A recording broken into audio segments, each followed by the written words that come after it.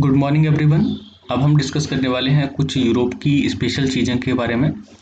Europe में actual में सांस्कृतिक तौर से या कल्चरली फॉर्म से या लैंग्वेज के तौर पर बहुत सारे देशों का समूह है जिनको अलग अलग नाम से जाना जाता है। तो जिसमें आप लोग देखेंगे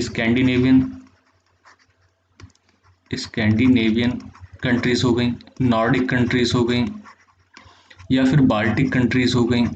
ठीक है, तो इस प्रकार से विशेष प्रकार से बांटा जाता है। तो मैं इन तीनों ही चीज़ों के बारे में बात कर रहा हूँ, स्कैंडिनेवियन कंट्रीज़, नॉर्डिक कंट्रीज़ और बाल्टिक कंट्रीज़। तो ये जो सबसे पहले आपको दिख रहा है, मैं यहाँ से आपकी समझ के लिए ये थोड़ा सा साफ कर देता हूँ। करना कुछ नहीं है, आपको बस सीधे मैप में मेरे साथ साथ स्टडी करनी है और हम पूरा का पूरा काम सेट कर लेंगे। स्कैंडिनेवियन कंट्रीज़, ठीक है।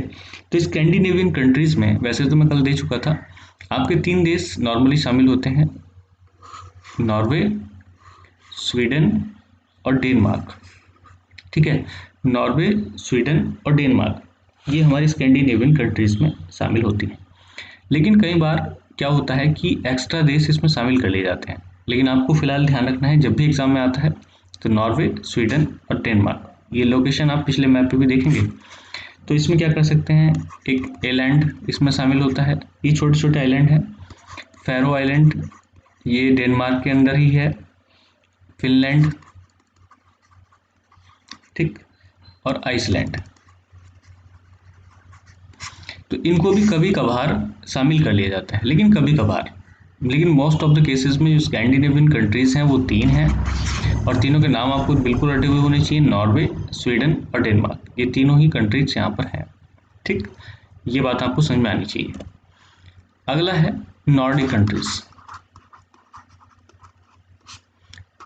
नॉर्डिक कंट्रीज में हम लोग देखने वाले हैं कि कौन कौन से देश शामिल हैं। तो नॉर्डिक कंट्रीज थोड़ा सा बड़ा एरिया है, कई बार नॉर्डिक कंट्रीज को ही आप स्कैंडिनेवियन कंट्रीज के तौर पे देखेंगे, अगर जो मैंने बताया था कि एक्स्ट्रा देश हैं अगर उनको शामिल कर लें तो। लेकिन इसमें ज़्यादा है नॉर्डिक में, इसमें आपके पास नॉर्वे है, ठीक, स्वीडन है, फिनलैंड है, डेनमार्क है और आइसलैंड है। तो ये सारी चीज़ें आपको नज़र आती हैं।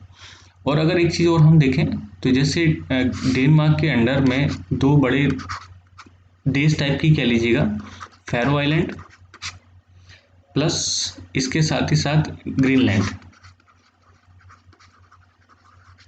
ठीक है, जो ग्रीनलैंड यहाँ पे बहुत बड़ा सा है।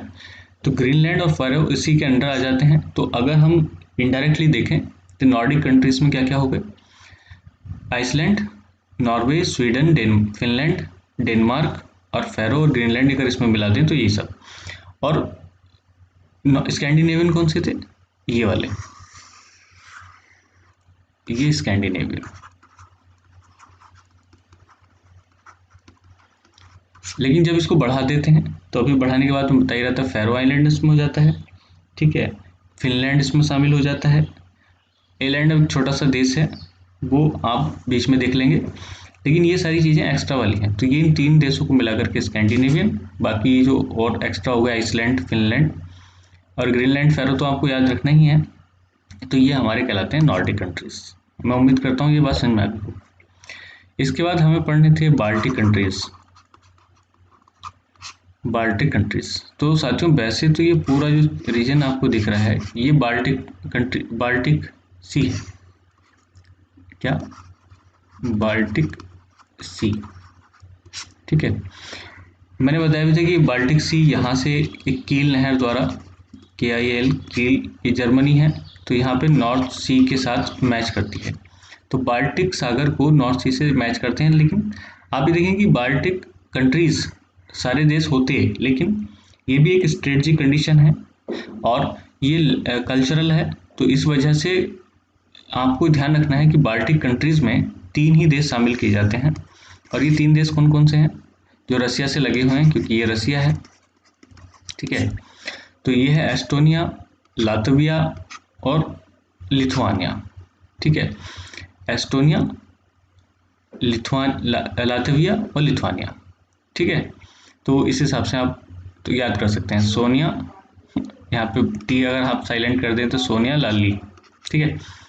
इस तरीके से आप कुछ याद कर सकते हैं, बाकी तो कोई आवश्यकता नहीं है अगर आप अच्छी तरीके से पढ़ रहे हैं तो। मैं समझता हूँ कि स्कैंडिनेवियन कंट्रीज, नॉर्डिक कंट्रीज और जो बाल्टिक कंट्रीज हैं वो आपकी समझ आ गए होंगे।